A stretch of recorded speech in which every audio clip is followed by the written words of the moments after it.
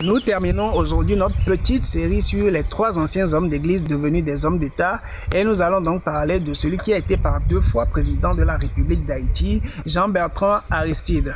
Déjà, abonnez-vous à la chaîne, activez la petite cloche des notifications pour ne rien rater de nos prochaines vidéos.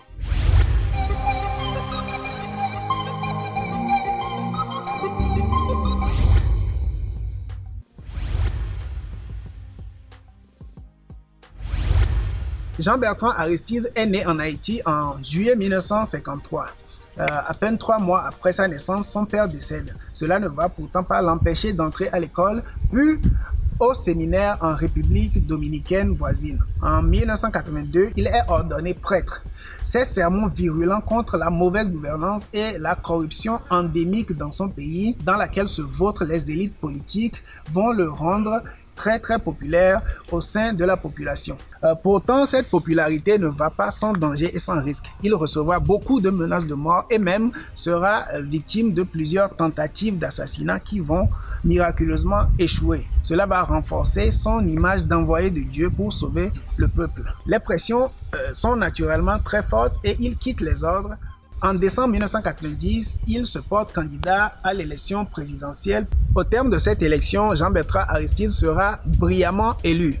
En février 1991, il prête serment comme président démocratiquement élu d'Haïti. Seulement, ce règne ne va durer que quelques mois parce qu'un coup d'État va l'envoyer en exil. Ce n'est que 3 ans plus tard, avec le soutien notamment des Américains, en octobre 1994, qu'il reviendra occuper à nouveau son fauteuil présidentiel. L'année d'après, 1995, son quinquennat d'origine arrive naturellement à expiration.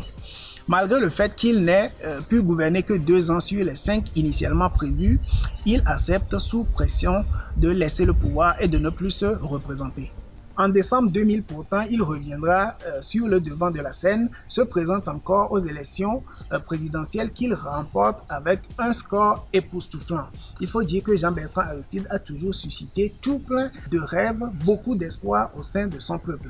Malheureusement pour lui, ce second mandat présidentiel sera entaché de beaucoup de violence, beaucoup de sang qui va couler, des meurtres, des assassinats et une corruption galopante. Tout cela sur fond de trafic de drogue dans lequel on pense que le président Aristide lui-même serait impliqué.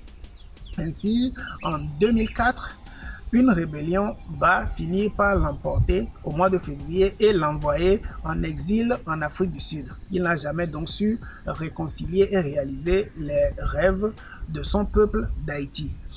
Un fait marquant de sa présidence, c'est le 7 avril 2003. Où le président Aristide, lors de la célébration du bicentenaire de la mort en exil en France du grand précurseur de l'indépendance haïtienne, Toussaint Louverture, Aristide va donc réclamer plus de 21 milliards de dollars à la France au titre des restitutions de la dette injuste imposée et estorquée à son pays à partir de 1825 par l'ancien occupant français afin de reconnaître l'indépendance d'Haïti. En 2011, Jean-Bertrand Aristide va rentrer d'exil, quitter l'Afrique du Sud pour finalement rentrer dans son pays, Haïti. Voilà un peu la vie de cet ancien homme d'église qui a été par 2 fois président de la République d'Haïti.